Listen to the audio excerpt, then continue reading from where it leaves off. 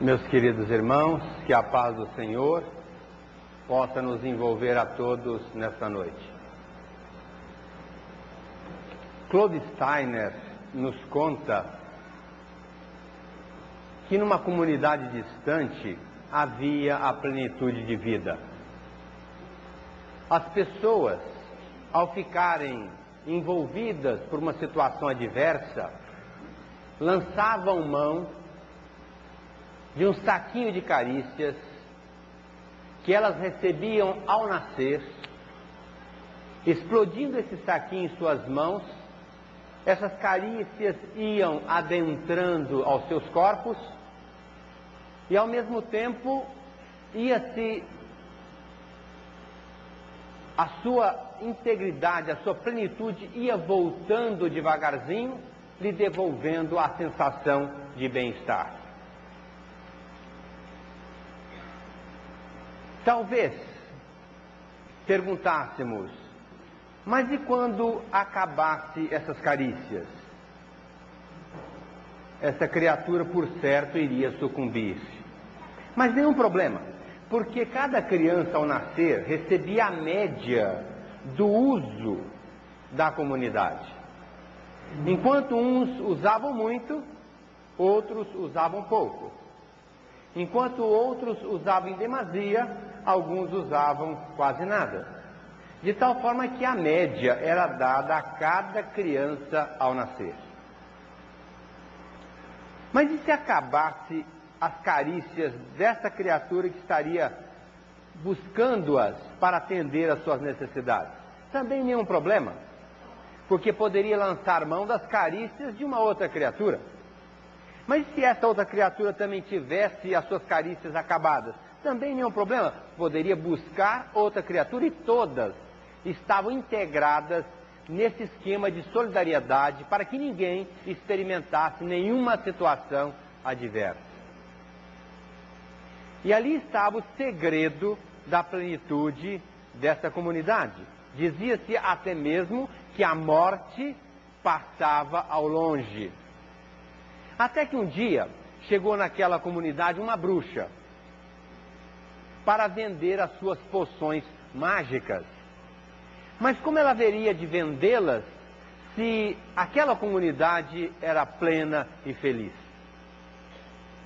E ela ficou rondando aquela comunidade nas cercanias, verificando como ela poderia trabalhar a mente daquelas pessoas para vender as suas poções, porque ela vivia às expensas da venda dos seus produtos. Até que ela chegou num lar que não estava muito vigil naquele dia. Era um lar do senhor João, da dona Maria, da Licinha e do Joãozinho. De tal forma que ela percebeu que o senhor João não estava muito bem naquele dia. E chegou perto dele, aproveitando aquela falência que praticamente todos nós temos, que é a vaidade, e disse para ele: olha, eu estou procurando o senhor exatamente porque o senhor é um homem muito sensato. É o homem mais sensato dessa comunidade. Dizem que as duas chagas da humanidade são o orgulho e o egoísmo. Mas eu poderia dizer que atrás do orgulho e do egoísmo tem sempre uma vaidade, alimentando esses dois desastres dos nossos sentimentos. Mas falando com o senhor Joãozinho a respeito da sua perspicácia, do seu bom senso, da sua penetração na comunidade, ela despertou o seu interesse pela fala da bruxa. E ela foi lhe falando logo de imediato: eu temo pelo futuro dessa comunidade, que aliás eu conheço de há muito tempo. Ela sempre foi uma comunidade muito bem, feliz, harmoniosa, sem doença, às expensas das carícias doadas às crianças e usadas durante a vida de cada ser.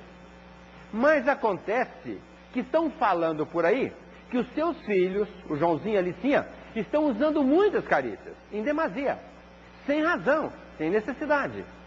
E quando eles acabarem com as suas carícias, por certo vão buscar as carícias de sua esposa.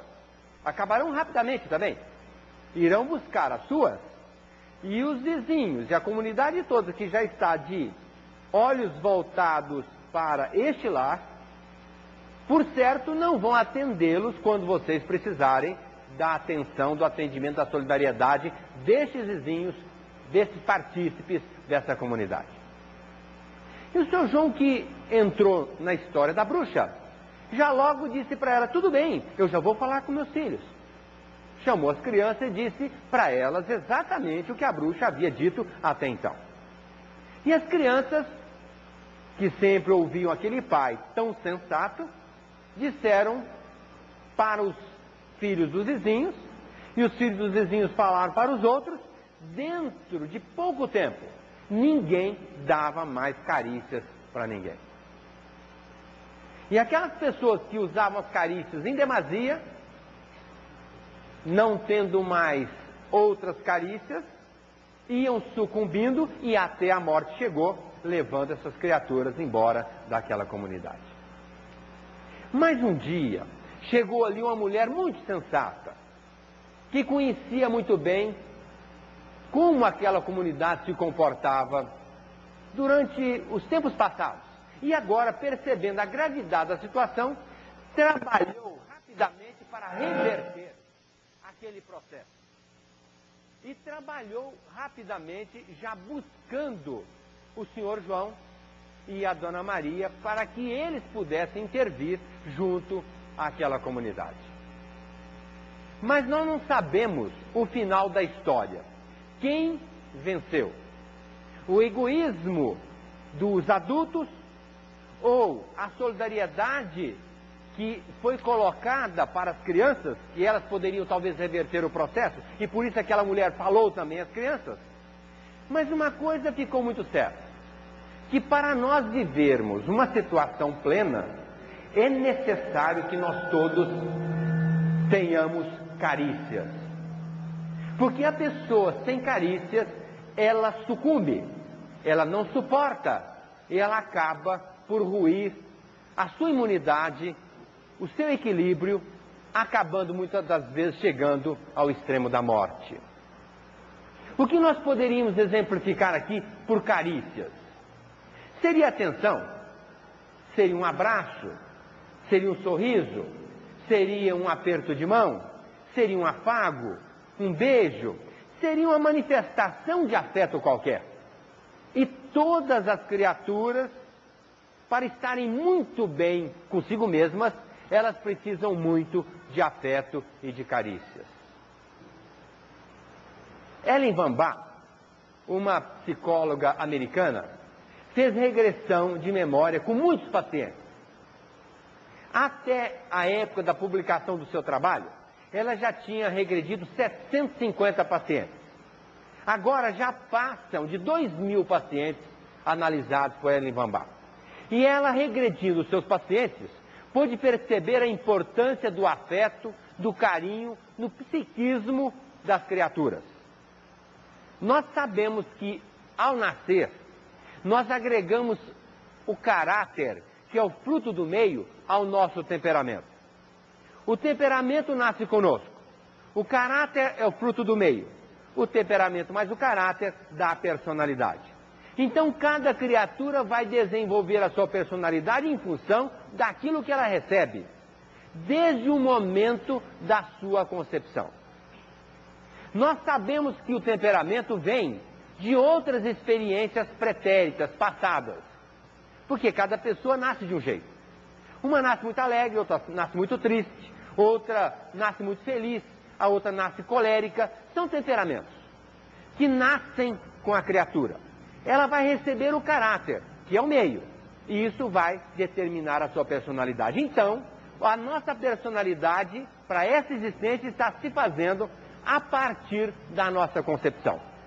E regredindo os seus pacientes, uma das pacientes disse à psicóloga Ellen Van Baa que, ao nascer, ela experimentou uma insatisfação muito grande da parte da parteira, que era a sua avó. Aí, Erivambá, caminhando com ela para frente naquela regressão, pediu que ela curasse a sua percepção para verificar a razão daquela disposição em contrário da parteira, sua avó, para com ela. E ela foi analisando e percebeu que ela era filha de uma mãe solteira, que por consequência era neta da parteira, já que a sua mãe solteira, era filha daquela parteira. E a parteira, recebendo aquela neta recém-chegada, num momento inoportuno e com a disposição em contrário, experimentou um sentimento desagradável por aquela criança, e a criança captou aquela vibração da sua avó naquele momento. Uma outra paciente, analisada pela psicóloga, disse que recebeu um tapa exagerado do médico parteiro quando ela nasceu. E da mesma forma foi chamada a análise percussiente do fato, e ela pôde depreender que o parteiro, ou seja, o médico, estava embriagado. Por certo, o tapa foi um pouco exagerado, que era uma praxe de estimular a criança para chorar, dar um tapinha no bumbum. Mas aquele tapa, segundo a analisada, foi um pouco além, a ponto de ela relatar para a psicóloga a agressão que ela recebera naquele momento. De tal forma que o parto é também um processo de agressão para o psiquismo da criatura. Haja visto um parteiro francês fazer um parto, chamado parto à Le Boyer, o seu nome, que é muito diferente desse parto que acontece nos nossos meios. Porque nós nunca paramos para pensar o que é um parto normal. Porque, na verdade, existe o parto natural e o parto normal. Porque um parto normal é o que todo mundo faz. Hoje, como todo mundo só quase faz cesárea, então, praticamente, nós podemos dizer que o parto normal hoje é cesariano, né? É o parto à cesárea, a essa maneira. O parto natural é aquele antigo que a parteira fazia, sem nenhuma cirurgia, e a criança nascia muito bem, obrigado. Então, Le Boyer percebeu que o parto natural era muito mais importante e diferente do parto que se faz hoje, porque o parto não deixa de ser uma imensa agressão a um ser logo ao nascer.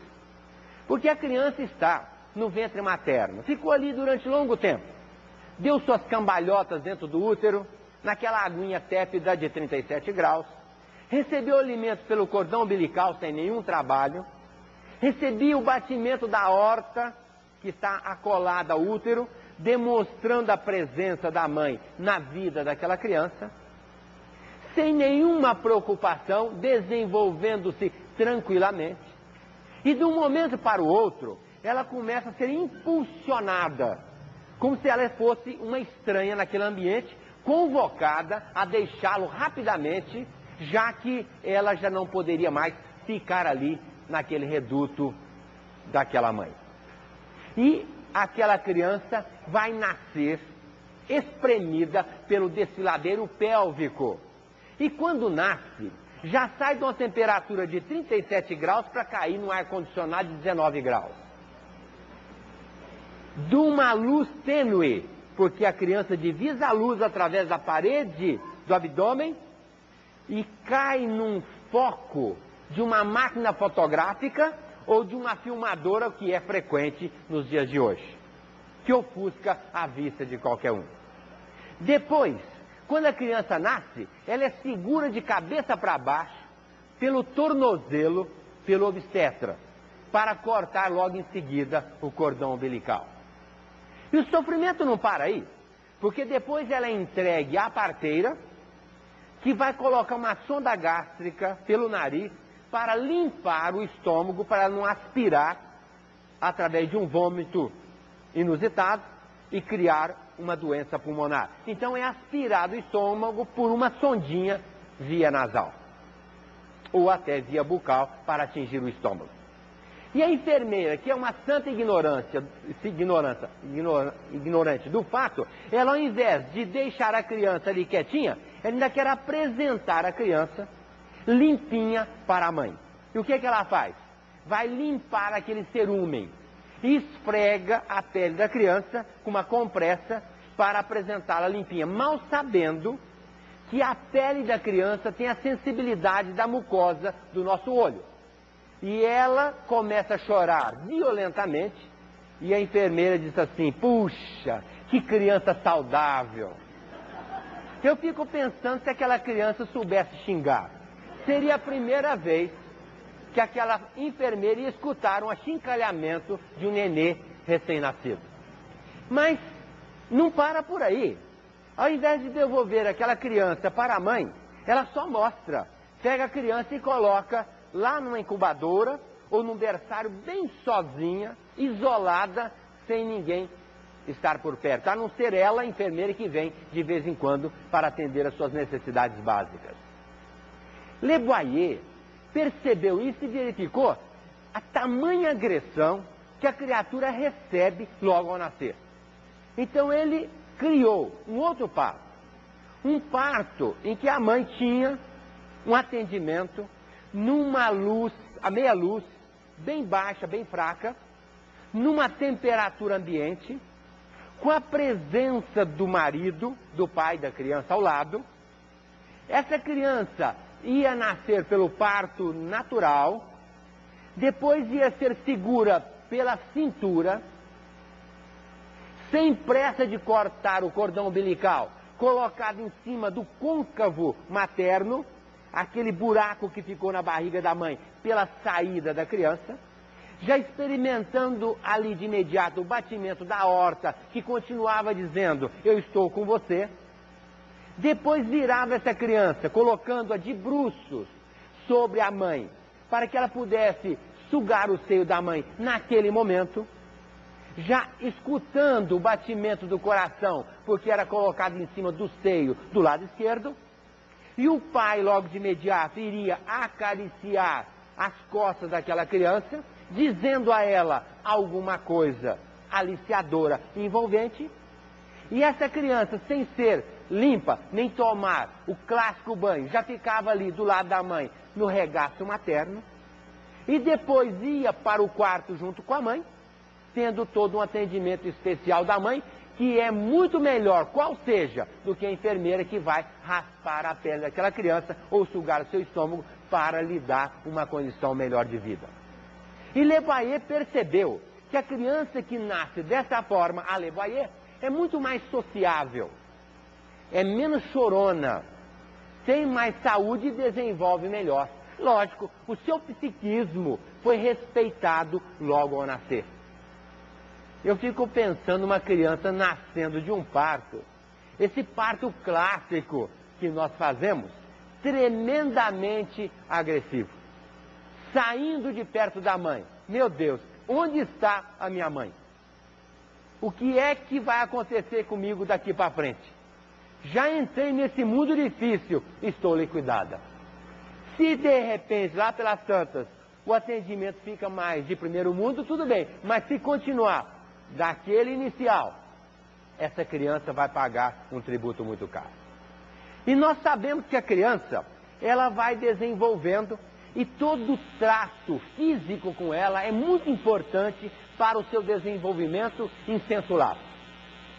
O abraço, o aperto, o beijo, o afago, qualquer tipo de contato físico é extremamente importante para o desenvolvimento da criança.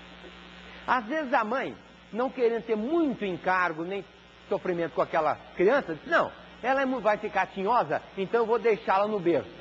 Não vou pegar muito, porque de repente ela só quer ficar no colo, então vai ficar no berço. E mal dá uma mamadeira e o banho, coloca no berço. Não pega a criança. E quando chegar alguém para pegar, diz: não mexe na criança não, não vai mudar o ritmo do meu filho ou da minha filha. E ninguém pode chegar perto. E a gente sabe que esse afago, esse toque é importante para o desenvolvimento da criança. Então, feliz daquela criança que recebe até aqueles tratamentos inadequados de pais que às vezes deixa quase cair, aperta demais, não sabe pegar direito e que às vezes é criticado. Muito melhor que esse pai pegue essa criança desse jeito do que deixá-la no bercinho quietinha sem nada. E os pesquisadores percebendo que este afago, esse afeto, esse toque físico é muito importante para o desenvolvimento do homem, do ser humano, começaram a estudar os animais. E Harlow deixou 2 grupos de macacos separados em 2 celas. Numa cela, ele pegou esse grupo e colocou com uma mãe adotiva, uma boneca de pano. Um pano bem macio, bem peludinho, um pano bem gostoso. Seria uma macaca de pano macio, que seria a mãe adotiva daquele grupo. Pegou outro grupo e colocou noutra jaula, onde teria ali uma mãe boneca de arame dura, sem nenhuma maciez. E começou a verificar como aqueles macacos se comportavam. E percebeu que o primeiro grupo, ele brincava com aquela macaca, entrando debaixo das pernas, por cima dos braços, virando a macaca para lá, pulando em cima. Eles brincavam entre eles e brincavam também com aquela boneca que era a mãe, entre aspas, adotiva daquele grupo. E analisando o outro grupo, percebeu que os macacos nem chegavam perto daquela mãe dura, rija, que não se mexia. Aí, ele teve uma ideia. Eu vou abrir as celas, colocando-as em comunicação, e vou colocar a mamadeira na mão da mãe de arame, porque existe instinto de vida. E se esse instinto foi preservado através dessa mamadeira dada pela mãe de arame, por certo eles vão ter alguma manifestação de afeto por essa mãe. E para a surpresa dele, Harlow verificou que os macacos iam, pegavam a mamadeira da mãe de arame e deitavam em cima da mãe de pano, aquela mãe gostosa, toda peludinha. Então Harlow pôde perceber que na sequência, esses macacos criados com essa mãe macia, eles brincavam entre eles, desenvolviam muito bem, eles estavam saudáveis, dificilmente adoeciam. Já os outros macacos, na sequência, começaram a brigar em si, não brincavam entre eles e não desenvolviam muito bem. Donde ele depreendeu que esse contato físico é muito importante até para os animais. Agora, Levine foi fazer uma experiência com ratos. Pegou 3 grupos de ratos. Um grupo com estímulo positivo, um grupo com estímulo negativo e outro grupo sem estímulo. O grupo que tinha estímulo positivo, ratinhos colocados numa jaulinha, onde a luz mudava, ora mais luz, ora menos luz, a temperatura mudava, adentravam pessoas para tratá-los, som mudava no ambiente, de tal forma que eles tinham estímulos positivos. Estímulos negativos, praticamente os mesmos estímulos, mas agregava-se um choque elétrico quando esses ratinhos iam buscar o alimento. E não deixava nunca de buscá-los, porque eles sabiam que iriam morrer. Então buscavam o alimento, apesar do choque elétrico que eles tomavam. E o outro grupo sem nenhum estímulo, ou seja, sempre a mesma luz, sempre a mesma temperatura, ninguém entrava no ambiente, a comida chegava por um mecanismo qualquer, apenas para atender as necessidades vigentes daqueles ratinhos, mas eles não tinham nenhum estímulo. E depois, Levine foi estudar o comportamento dos ratos. E percebeu que os ratinhos que tinham um estímulo positivo, eles desenvolviam muito bem. Aqueles que tinham um estímulo negativo, semelhante ao primeiro grupo, mas com choquinho, também desenvolviam muito bem, quase igual ao primeiro grupo. Agora, aqueles ratinhos que tinham ausência de estímulos, eles desenvolviam muito mal. Às vezes até morriam e entre eles brigavam muito. E quando alguém adentrava aquele ambiente, eles corriam, ficavam escondidos, tremendo num canto, com medo daquela criatura que adentrou aquele ambiente. De tal forma que Levine pôde depreender, por essa experiência, que o estímulo é importante, qual seja, positivo e até negativo. Agora, o que não pode haver é o estímulo, a ausência de estímulo total para o ser. É muito frequente, às vezes, uma pessoa ir ao consultório dizendo da dificuldade que tem para relacionar com o seu companheiro conjugal. Ora uma mulher, ora um homem. Passa um tempo, ela volta e diz assim: ah, agora está tudo bem. O meu companheiro foi embora. Estou alegre, feliz, estou ótimo ou estou ótima. Passa um tempo, ela volta. Volta deprimida no fundo do poço. E aí a gente vai perguntar a ela: mas por que você está deprimida? Primeiro o problema era o companheiro ou a companheira. Agora ele ou ela foram embora. Por que você está deprimida? E ela vai dizer que sente a falta até da briga daquela outra criatura. Então a gente sabe que o estímulo negativo, mesmo que seja negativo, ainda é melhor do que a ausência de estímulo. Por isso as pessoas não gostam de ficar sozinhas, ensimesmadas, enclausuradas, impossibilitadas do contato com o meio ambiente. Ou até mesmo com outras pessoas, apesar de tratos indevidos. Mas Spitz foi analisar com crianças abandonadas na enfermaria a importância do afeto. E ele separou essas crianças abandonadas na enfermaria em dois grupos. Para um grupo, Spitz deu uma mãe humana adotiva para cuidar daquele grupo. Para o outro grupo, apenas vinha um atendimento para as necessidades básicas daquelas crianças, mas não tinha nenhum afeto, nenhum trato de nenhuma mãe. E ele foi analisando o comportamento daquelas crianças na sua desenvoltura pondo-estatural.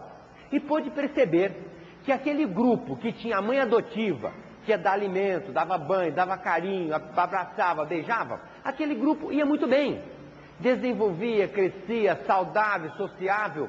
E depois, na fase adulta, se casava, relacionava bem com o companheiro, conseguia passar afeto para os filhos e dificilmente se separava. Já o grupo que não teve a mãe adotiva, não desenvolvia bem, ficava doente, dificilmente mantinha um bom relacionamento conjugal e não conseguia, na grande maioria, dar afeto para sua prole. Daí Spitz concluir que é muito importante o afeto para o desenvolvimento do psiquismo do nosso ser humano, quando nós já podemos perceber que é importante também para os animais.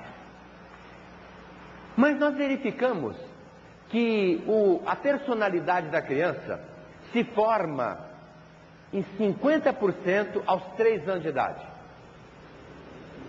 75% aos 5 anos de idade, e só sobram 25% para o resto da vida.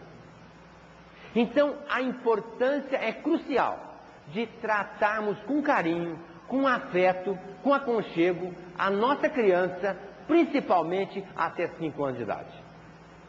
Quantas criaturas acham que aquela criança é totalmente indiferente a uma fala, a um tratamento, a uma manifestação de afeto e de amor? Quando, na verdade, a criança está atenta a tudo. Praticamente ela tem mais facilidade de captar o que informamos do que um adulto, porque ela está vazia e extremamente receptiva. O adulto já está cheio, já está lá com as suas mazelas, com as suas más formações, principalmente no campo educacional. Então dificilmente é receptiva essa criatura adulta, mas a criança o é. Então ela precisa ser trabalhada principalmente nessa primeira infância. Quantas pessoas que deixam os filhos crescerem para depois quererem educar esses filhos? Quantas pessoas? Aí chega a mãe e convida a filha para passear com ela no shopping ou em qualquer outro lugar. E aquela filha vai dizer: não, mãe, eu vou sair com as minhas amigas. Não, minha filha, mas eu esperei você crescer, ser aí adolescente, já quase adulta, para ser minha amiga, para nós passearmos juntas. Não, mãe, sai com as suas amigas e eu vou sair com as minhas amigas. Aí o pai chega para o filho e diz assim: não, meu filho, vamos hoje assistir uma partida de futebol no Campo do América. Quando tinha futebol, né? Hoje nem tem mais, né? Mas então, aí o filho: não, pai, hoje eu vou jogar futebol com os meus amigos. Chama seu amigo e vai com ele. Mas, meu filho, eu queria tanto que você fosse comigo, esperei tanto por esse momento, mas agora você não quer, por quê? Na verdade, o próprio pai sabe, porque quando o filho quis que ele brincasse com ele, ainda em tenra idade, o pai não teve a pachorra, a paciência, a tolerância para brincar com aquele filho, esperando que ele fosse adolescente para depois trabalhar o seu psiquismo. É tarde.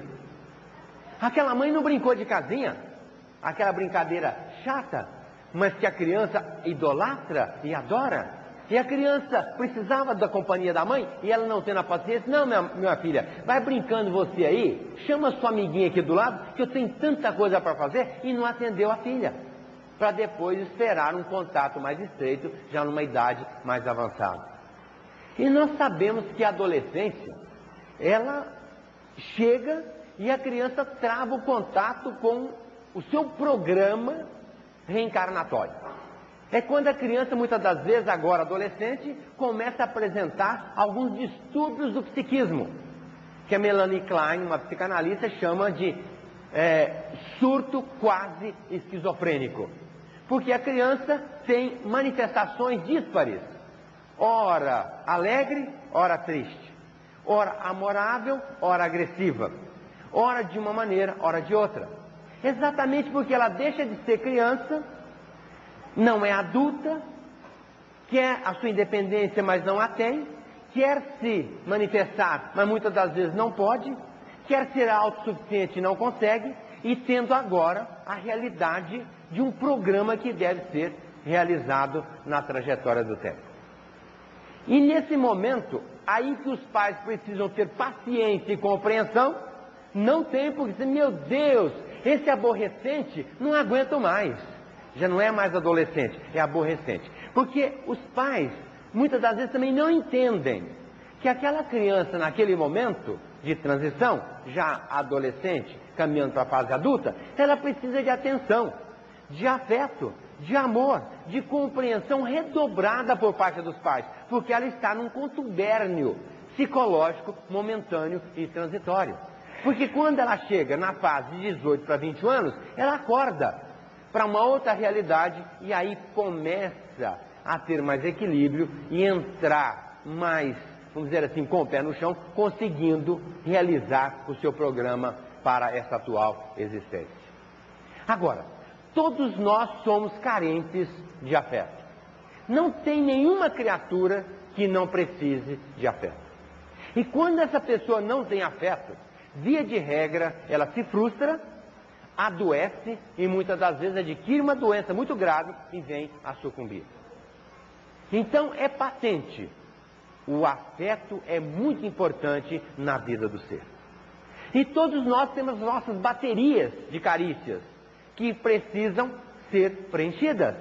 E nós vamos buscar as pessoas mais próximas para atenderem as nossas necessidades.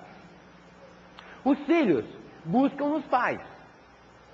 E se não são atendidos nas suas necessidades, eles vão buscar lá fora. E muitas das vezes são adotados por pessoas estranhas que vão levar estes filhos a uma situação muito indesejável, chegando à culminância da drogadização. Muitas das vezes o marido vai carecer também de afeto e vai buscar na esposa. Mas a esposa cansada, indiferente, não sei o que, coisa e tal, diz, não, deixa para lá, depois, e vai deixando para depois. De repente o marido vai buscar lá fora. Diz o Chico que muitas infidelidades masculinas acontecem por conta da indiferença das esposas dentro de casa. Porque na grande maioria as infidelidades são masculinas. Por isso o Chico fez referência a essa infidelidade masculina. Porque na verdade, na recíproca também acontece. Se o marido não atende também, com seu afeto, com seu carinho, as necessidades e exigências da esposa, talvez, por invigília, por infelicidade, ela vai buscar esse atendimento lá fora, se conspurcando no seu aspecto conjugal. Então é muito importante que nós troquemos essas carícias, para não acontecer da chamada afeição hostil. É um paradoxo, que a afeição não é hostil. A afeição é uma coisa muito boa, envolvente, aliciadora. Mas eu quero retratar isso de uma maneira bem didática. Quando a pessoa precisa de afeto, ela vai buscar no companheiro ou na companheira. E ela também carente, não está disposta a se doar. Então cada um fica na sua. Um carecendo, buscando. e em não sendo atendido, se trancafiando no seu mundinho. Na sequência, vai criar uma hostilidade um para com o outro, transformando aquela afeição que poderia ser cultivada entre ambos numa hostilidade. O que é fácil entender. Se os dois se dedicassem um ao outro, os dois estariam atendidos e as suas necessidades básicas sanadas, felizes, entre aspas, para sempre. Mas, às vezes, a pessoa não tem esse entendimento e caminha para o outro lado e vai buscar lá fora a necessidade a ser atendida. E, às vezes, essas carícias vêm conspurcadas, trazendo alguns malefícios para o relacionamento conjugal.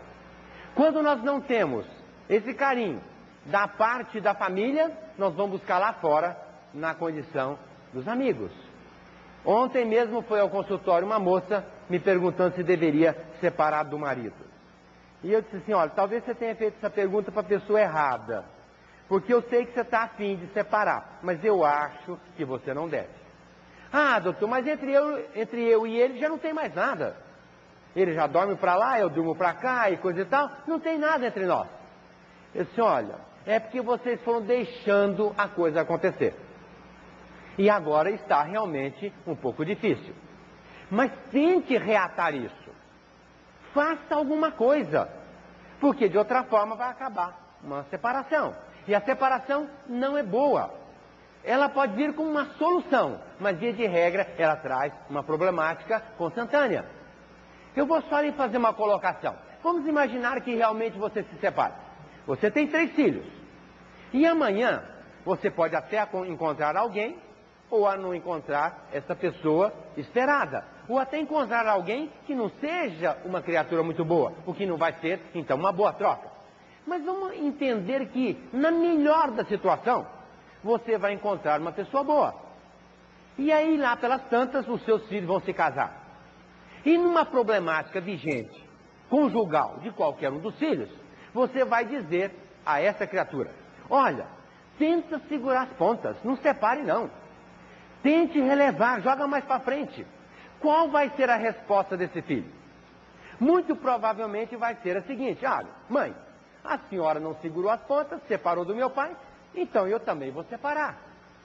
Aí você vai perceber que o filho ou a filha vai se separar. E essa situação indesejável você vai ter que curtir, o que não vai ser nada agradável. Sem levar em consideração outras situações consequentes dessa separação, que talvez seja melhor você aguentar esse marido difícil do que separar, buscando a sua felicidade, entre aspas, lá fora, quando na verdade ela está no cumprimento do dever. Então, muitas das vezes, a gente quer se evadir da problemática, sem pensar nas consequências. E o nosso lar tem que ser preservado, custe o que custar. A ponto da Joana de Ângeles, mentora de Divaldo Franco, dizer que somente é permitida a separação na possibilidade de um crime passional. De outra forma, é melhor a gente segurar as pontas. E depois eu disse para ela, vamos imaginar que você se separa desse marido. E ele vai ficar com raiva de você. A partir daí, ele poderá fazer tudo. Se não fizer nada e só cultivar essa inimizade ou esse sentimento infeliz de hostilidade para com você, isso vai com ele para o outro lado da vida.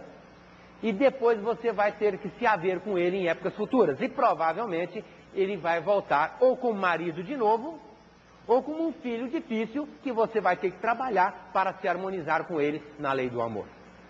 Agora, se você trabalhar esse marido, para que ele, no mínimo, cultive por você uma gratidão, pelo menos fraterna, se você voltar com ele lá na outra existência, ele vai ser um pai bom, ou um irmão bem chegado em você, ou um amigo reconhecido, ou alguém muito especial na sua vida, que pelo menos, reconhecendo o que você fez por ele nessa existência, vai lhe devolver, porque a vida devolve para nós aquilo que nós ofertarmos para ela. Então, quando a gente pensa em adiar uma dívida, geralmente jura crescido. E aí fica mais difícil para saldarmos esse débito ou essa dívida. Então nós precisamos fazer tudo para mantermos a hegemonia do nosso lar. E para isso é muito importante o afeto entre os partícipes do lar. Hoje, dificilmente uma pessoa chega para outra dentro do lar e diz assim, eu te amo. Dificilmente fala isso. Eu não sei por quê, porque é a frase mais sublime que existe no universo. Eu te amo. Mas a pessoa fica envergonhada, fica assim meio desconcertada, que eu dizer eu te amo? Mas é muito desagradável. Será que essa pessoa não vai ficar com a corda toda e depois vai querer tripudiar contra mim? Não, eu não vou falar isso. O filho, dificilmente um filho fala para o pai ou para a mãe, eu te amo. Dificilmente fala. Mas talvez porque também os pais não tenham falado, eu te amo para o filho. Quando na verdade nós deveríamos falar sempre. Às vezes o filho não é carinhoso para com os pais. E os pais até chamam os filhos de ingratos. Mas na verdade os pais não pegaram os filhos no colo, não beijaram, não falaram coisas boas para os filhos, reconhecendo inclusive o valor deles na vida dos pais, porque os filhos praticamente são a corda do coração dos pais. Mas eles precisam também ouvir isso e sentirem isso, para devolverem numa época aprazada. Agora, normalmente, nós vivemos o que nós aprendemos. Se os filhos aprendem com os pais o afeto entre eles, e dos pais para com os filhos, certamente eles serão afetuosos para com a comunidade. Mas se os pais se hostilizam e hostilizam os filhos, esses filhos hostilizarão os primeiros que estiverem com eles na trajetória do tempo. Então é muito importante que nós ensinemos o afeto às pessoas que estão conosco. Nós temos uma responsabilidade muito grande dentro do lar. Principalmente os pais, que são missionários, que tiveram a incumbência, o messianato, de custodiarem os espíritos que chegaram na condição de filhos dentro daquele reduto doméstico. Mas os pais não dialogam, não trocam afetos, achando que isso é coisa para namorado. Quando é namorado, a gente chega até a mentir para conversar um com o outro, não é? Às vezes passa no jardim, rouba uma flor, quebra, vamos dizer assim, aquele pé de flor, pega aquela flor qual seja para levar para a namorada. Mas basta namorar um pouco, basta ficar noivo para já não levar a flor mais. E quando casa, ainda curte um certo namoro no começo, mas depois de algum tempo a coisa complica. Fizeram um estudo com casais estrangeiros, sem citar as nacionalidades. Mas um desses casais analisados, um deles, no primeiro ano de casamento, eles conversavam meia hora entre eles por dia. No segundo ano, conversavam 15 minutos. 2 anos depois do segundo, ou seja, no quarto ano, já falavam oi e tchau. Já não conversavam mais. Então, diz André Luiz que quando o diálogo desaparece entre os cônjuges, o amor sai pela janela. Porque o amor é estribado em 2 principais pilastras, ou seja, a compreensão e a valorização. Se nós compreendemos a pessoa que está conosco e valorizamos essa pessoa, nós amamos essa pessoa. Se nós não compreendemos e não valorizamos essa pessoa, nós não a amamos.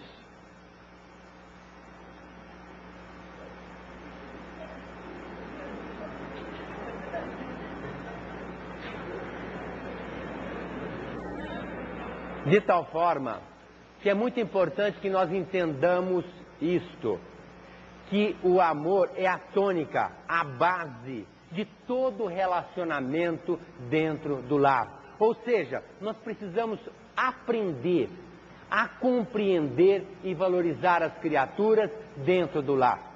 Por isso, nós não podemos nunca deixar de colocar isso verbalizando, porque é a maneira de nós demonstrarmos a nossa valorização. Lógico que às vezes pelo ato, pela atitude, pela manifestação, nós deixamos transparecer essa valorização. Mas às vezes até a pessoa precisa dessa verbalização. E nós, às vezes, valorizamos mais essa verbalização do que propriamente a atitude da criatura.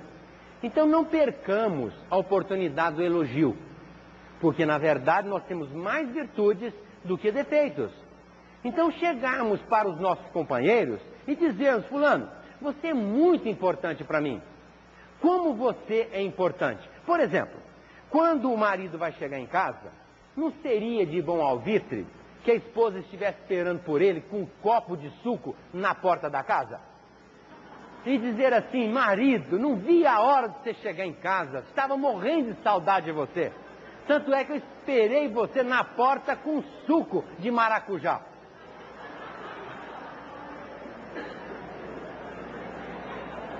Suco de maracujá porque acalma, né? Ele chega meio nervoso do trabalho, do serviço, então já chega calmo.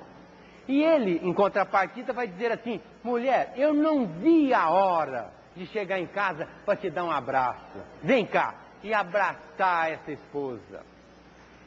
Chegando perto dos moleques, tropeçar em cima do primeiro e cair em cima do segundo ou do terceiro, já envolvendo aquelas criaturas num afeto. Porque quase sempre todo mundo chega em casa de cara feia, de mal com a vida. E se alguém é interpelado verbalmente, já diz assim: cala a boca, não fala comigo hoje. E quando passa um tempinho, senta de frente à televisão e alguém se manifesta querendo, achando que ali já dá para falar: pai, você não está vendo o que eu estou vendo na televisão? Cala a boca, moleque. Mais uma vez. E tem aquele que é pior, que quando chega em casa a mãe fala assim: seu pai está chegando. O moleque entra debaixo da primeira mesa que encontra.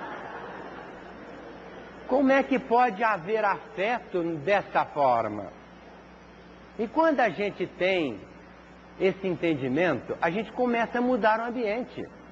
Porque ninguém aguenta uma dose de amor todo dia. Não tem coração duro que aguenta uma dose de amor todo dia. Por isso eu disse a essa moça que queria separar: comece a manifestar uma dose de amor pelo seu marido todo dia. Eu tenho certeza que ele vai mudar seu comportamento, o comportamento dele com você. Agora, se você ficar na retranca, na disposição em contrário, também, é lógico, ele vai ficar na evasiva. E, por certo, vão acabar por se separarem, o que não é bom para ninguém, muito menos para os filhos. Porque a gente acha que pode separar, resolver o nosso problema. Mas e os filhos, como é que ficam? É complicado. Então nós hoje estamos trabalhando para que o afeto seja a tônica de todas as pessoas. Mas às vezes a pessoa pode questionar: ah, mas veja só, eu não tenho afeto lá em casa. Como é que eu vou ter sustentação para dar afeto para os meus companheiros dentro de casa? Procure afeto lá fora. Não significa que deva buscar um afeto que seja, vamos dizer assim, no aspecto sexual, mas pode ter o abraço, pode ter o carinho, a compreensão, a conversa fraterna, amiga, de uma outra pessoa, até mesmo do mesmo sexo, na condição de um amigo ou de uma amiga.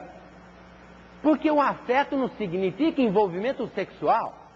O afeto pode ser um beijo carinhoso de um amigo ou de uma amiga, pode ser um abraço afetivo de um amigo ou de uma amiga, pode ser um carinho manifesto de N maneiras, que nos dá força para nós enfrentarmos a nossa problemática dentro do lar, para criarmos um clima de envolvimento, de aliciamento entre os partícipes daquele lar.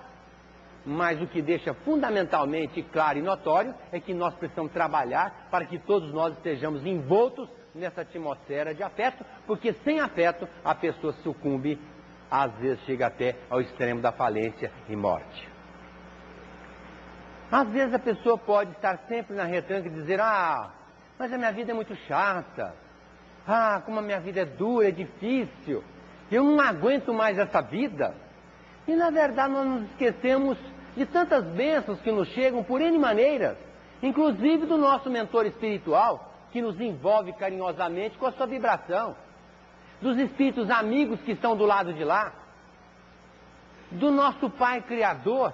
Como Deus é fantástico conosco. Se Deus é meu Pai, o que eu quero mais? Quero mais nada. Se Deus é nosso Pai, o que nós queremos mais? Nada. Tudo vem por acréscimo da misericórdia dele, porque nós já temos o suficiente. Mas a pessoa não para pensar que tem tudo isso que Deus nos oferta e às vezes se apega num pequeno item para se achar a mais infeliz das criaturas.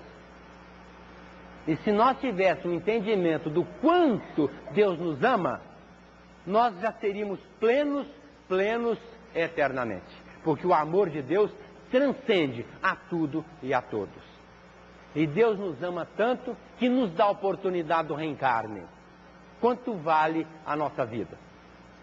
Quanto vale a nossa família, que nos envolve com carinho?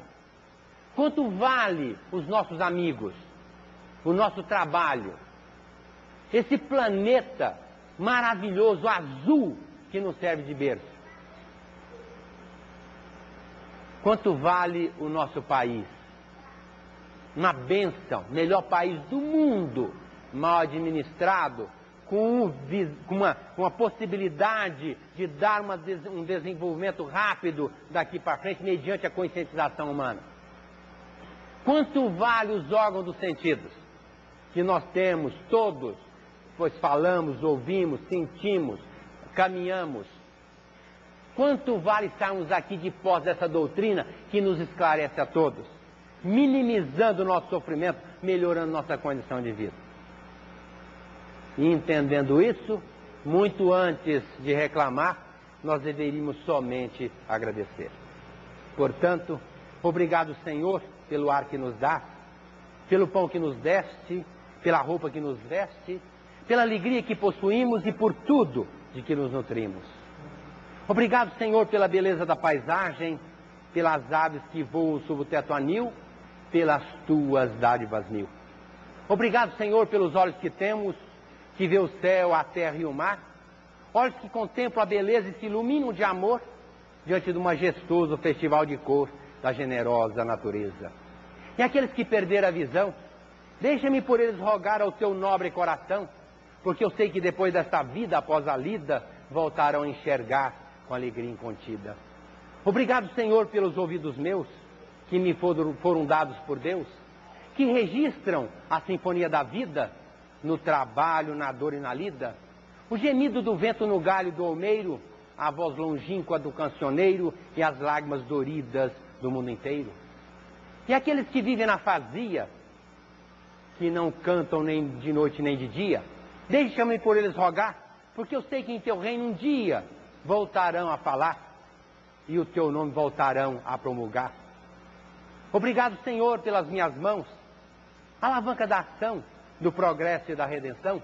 Mas eu te agradeço pelas mãos que fazem ternura, pelas mãos que socorrem na amargura, pelas mãos que trabalham o solo, pelas mãos que fazem as leis, pelas mãos que cicatrizam feridas, retificando carnes sofridas, balsamizando as dores de muitas vidas, como as mãos que figuram nesses traços, como estrelas fulgindo em meus braços.